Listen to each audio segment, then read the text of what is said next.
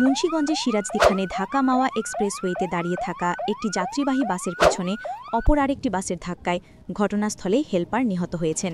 এই দুর্ঘটনায় আহত হয়েছেন অন্তত আরও ৫ জন। রবিবার ৫ অক্টোবর সকাল ৮:৩০টার দিকে উপজেলার চালতিপাড়া এলাকায় এই দুর্ঘটনা ঘটে। নিহত ইমাদ পরিবহনের হেলপার শরিয়াতুল্লাহ পিরোজপুরের হরিণা গাজীপুর এলাকার জামালের পুত্র। প্রত্যক্ষদর্শীরা জানান, মাওয়ামুখী এক্সপ্রেসওয়ের লেনে হানিফ পরিবহনের একটি বাস বিকল অবস্থায় দাঁড়িয়ে থাকাকালে পেছন থেকে দ্রুতগামী ইমাদ পরিবহনের আরেকটি যাত্রীবাহী বাস এসে সজোরে ধাক্কা দেয়। এতে ইমাদ পরিবহনের হেলপার ঘটনাস্থলেই নিহত হন এবং আরও বেশ কয়েকজন যাত্রী আহত হন।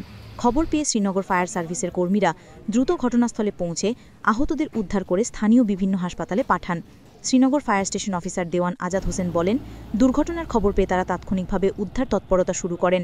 আহতদের হাসপাতালে পাঠানো হয়েছে এবং মরদেহ হাসারা হাইওয়ে পুলিশের কাছে হস্তান্তর করা হয়েছে। পুলিশ দুর্ঘটনা কবলিত বাস দুটি জব্দ করেছে বলে জানা গেছে।